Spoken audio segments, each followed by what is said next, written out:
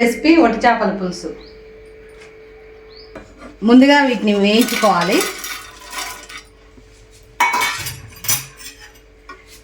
ఎండు చేపలు అంటే స్మెల్ ఎట్లా వస్తుందని అనుకుంటారు, కాకపోతే వస్తుంది, స్మెల్ వస్తుంది కానీ బాగుంటుంది, టేస్ట్ మాత్రం మంచిగా ఉంటుంది. మంచిగా వేయించుకోవాలి. కొద్దిగా ఎండకి ఎండి ఉంటాయి కదా, ఇవి మంచిగా వేయించుకోవాలి. మంచిగా చూసి తీసుకొచ్చుకోండి చేపలు, ఒట్టి చేపలు కావాలంటే. లేకపోతే ఇవి ఎప్పుడో ఎండబెట్టి ఉంటాయి కదా, పురుగులు గిన్నె ఉంటాయి, చూసుకొని తెచ్చుకోవాలి.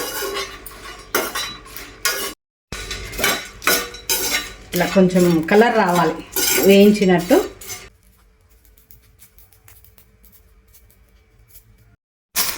వేయించుకున్న చేపల్ని ఇట్లా తలలు, ఈ తోకలు తీసేయాలి. తీసి పక్కకు పెట్టుకోవాలి.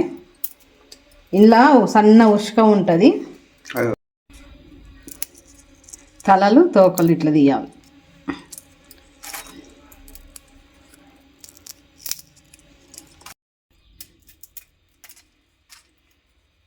తలకాయలన్నీ మా పిల్లికి వేయాలి. ఈ తలకాయలన్నీ పడేసేదే. మా ఇంట్లో పిల్లి ఉంది కాబట్టి మా పిల్లికి వేసుకుంటాం.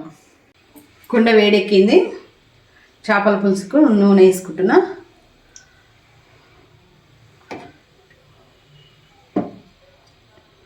నూనె కొంచెం ఎక్కువ ఉంటేనే బాగుంటుంది. నూనె వేడెక్కింది, కొంచెం జీలకర్ర, ఆవాలు, ఉల్లిగడ్డలు చాలా కోసుకోవాలి. ఒక 6 ఉల్లిగడ్డలు కోసుకున్నా నేను, మీడియం సైజువి. ఉల్లిపాయలు,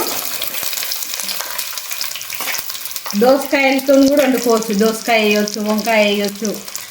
ఒట్టి చేపలకి కాంబినేషన్ దోసకాయ బాగుంటుంది, కానీ ఈరోజు నేను పులుసు వేస్తున్నా. ఈ ఒట్టి చేపలు పులుసుతో మంచిగా ఉంటాయి. దోసకాయ కాంబినేషన్ ఇంకా బాగుంటుంది, వంకాయ అయినా బాగుంటుంది. ఈ ఒట్టి చేపలు మా అత్తమ్మ అయితే చాలా బాగా చేసేది. కొంచెం పసుపు వేసుకుందాం, కలుపుకోవాలి. ఇప్పుడు ఉల్లిగడ్డలు మంచిగా వేగాలి, అప్పుడే పులుసుకు రుచి.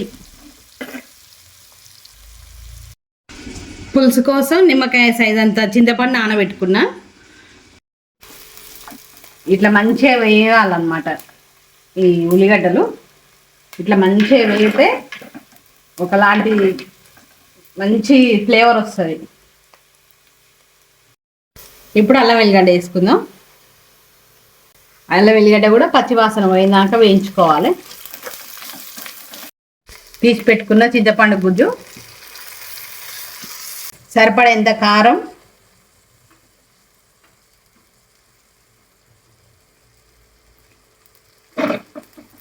ఉప్పు. పులుపు కాబట్టి ఉప్పు కారం ఎక్కువనే పడుతుంది. ఇప్పుడే దంచుకున్న జీలకర్ర మెంతుల పిండి. పులుసు కూరలలో ఇదే ముఖ్యం, జీలకర్ర మెంతుల పిండి కలుపుకోవాలి. అన్నీ కలిసేటట్టు మంచిగా కలుపుకొని ఇదంతా మరగాలన్నమాట. ఈ పులుసు అంతా మసలాలి. మసిలినాక ఎండు చేప ముక్కలు వేసుకుందాం. మరి చిక్కగా ఉందనిపిస్తే కొన్ని వాటర్ వేసుకోవాలి. ఉడికి మళ్ళీ దగ్గరకు అవుతుంది. ఇప్పుడు వేయించి పెట్టుకున్న చేప ముక్కలు కడిగి వేసుకుందాం. ఇందులో సన్న ఉష్క ఉంటుంది, మంచిగా కడుక్కోవాలి నీళ్ళల్లో.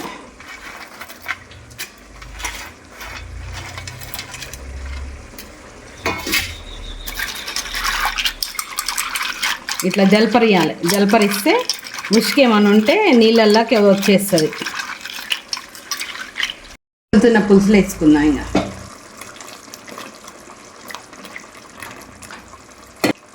మంచిగా కలుపుకోవాలి.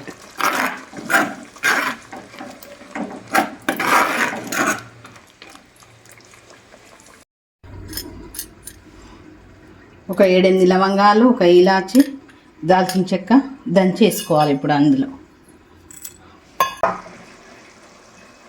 ఘాటుగా ఉండాలని అనుకుంటే వేసుకోండి, లేకపోతే ఇట్లుంటే సరిపోతుంది. కొంచెం ధనియాల పొడి వేసుకుంటే సరిపోతుంది.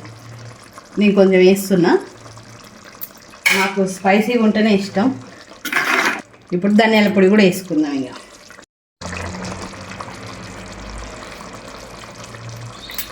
ఒక 5 నిమిషాలు ఉడకాలి. ఇక అంతే, అన్నీ వేసేసిన ఒక 5 నిమిషాలు ఉడికితే అయిపోతుంది. నూనె మొత్తం పైకి తేలింది, కూర అయింది. ఇంకా బంద్ చేసుకుందాం.